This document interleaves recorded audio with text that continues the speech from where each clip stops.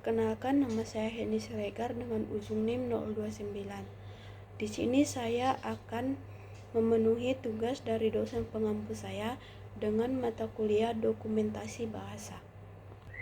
Yang pertama, saya akan menjelaskan apa itu dokumentasi bahasa.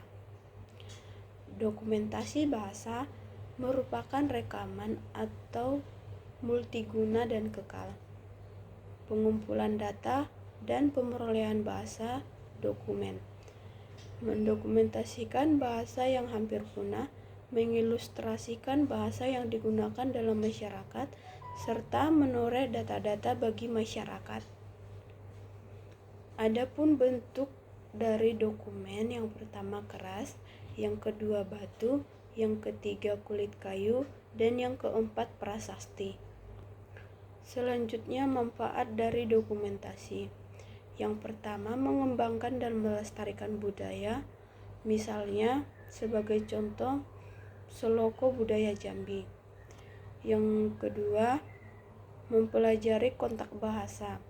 Sebagai contoh, seorang pendatang yang berbeda bahasa dengan kelompok baru yang didatanginya. Selanjutnya, ada konservasi bahasa. Konservasi bahasa merupakan upaya untuk melindungi dan mengembangkan bahasa agar tetap digunakan oleh penuturnya.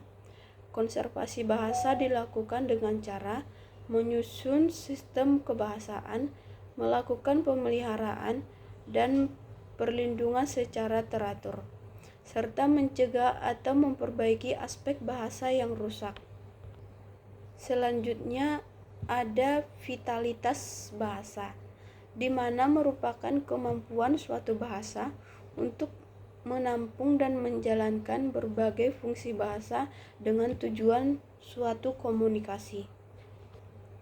Selanjutnya, kajian vitalitas bahasa, di mana data primer merupakan hasil dari jawaban responden yang mengatakan ya atau tidak.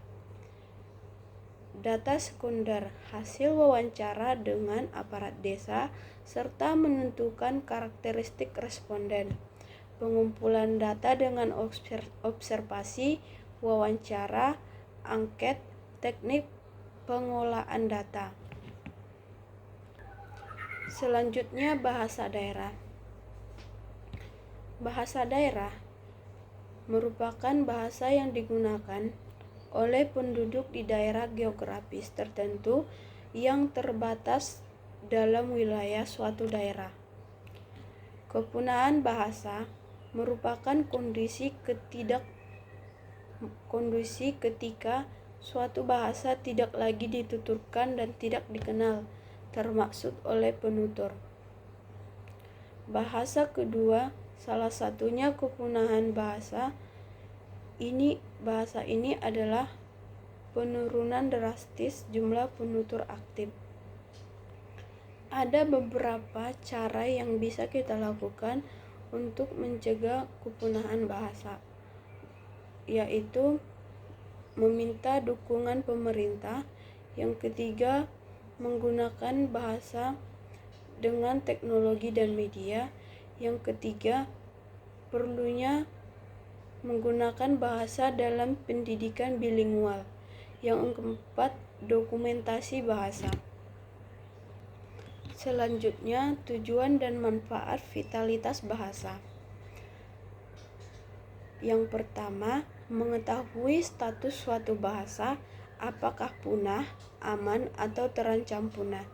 Yang kedua, menetapkan kondisi vitalitas suatu bahasa berdasarkan hubungan subbideks indikator dengan karakteristik penutur.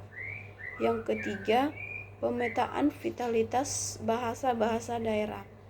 Yang keempat, sumber pendalaman ilmu linguistik. Dengan menggunakan sumber pendalaman ilmu linguistik, khususnya studi perencanaan dan kebijakan bahasa. Selanjutnya, ruang lingkup vitalitas bahasa. Ada 5 ruang lingkup vitalitas bahasa. Yang pertama, karakter penutur. Yang kedua, responden penutur. Yang ketiga, tingkatan vitalitas bahasa. Yang keempat, pemetaan vitalitas bahasa penutur. Dan yang kelima itu sikap bahasa penutur, bahasa termasuk sikap bahasa pemerintah. Selanjutnya, korpus. Adapun pengertian dari korpus yaitu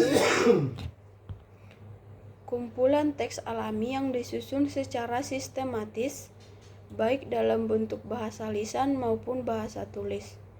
Korpus dihasilkan melalui suatu proses digitalisasi. Korpus juga diyakini sebagai sebuah metode digitalisasi untuk mendokumentasikan bahasa, seperti kumpulan novel merupakan kumpulan yang banyak. Adapun jenis-jenis korpus, yang pertama, korpus dinamis.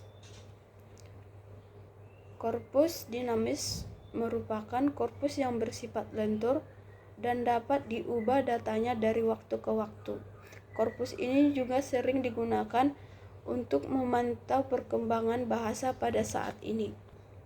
Yang kedua, ada korpus tetap. Korpus tetap ini isinya tidak berubah dari waktu ke waktu dan digunakan untuk membantu penelitian khususnya linguistik. Yang ketiga, korpus umum. Korpus yang digunakan untuk penelitian linguistik secara umum dan sering disebut sebagai korpus inti. Korpus ini memiliki ukuran yang cenderung lebih besar daripada korpus lainnya. Yang keempat, korpus khusus, di mana korpus ini digunakan untuk penelitian linguistik secara umum. Korpus ini lebih khusus dibandingkan korpus umum dirancang untuk mewakili subbahasa. Yang terakhir, korpus paralel. Korpus paralel yang berisi teks dalam dua bahasa. Ada dua jenis korpus paralel, yaitu korpus terjemahan dan korpus yang sebanding. Korpus ini dapat digunakan untuk berbagai keperluan seperti penelitian, penyusunan kamus, dan deteksi emosi. Selanjutnya, peran korpus dalam penyusunan kamus. Korpus memiliki peran penting dalam penyusunan kamus. Yang pertama, membantu dalam mengerjakan mikrostruktur kamus seperti lema, sublema, kelas kata, definisi, dan contoh pemakaian kata. Yang kedua, membantu membedakan lema atau sublema yang berupa gabungan kata atau bukan. Yang ketiga, membantu mengetahui konteks pada sebuah kata.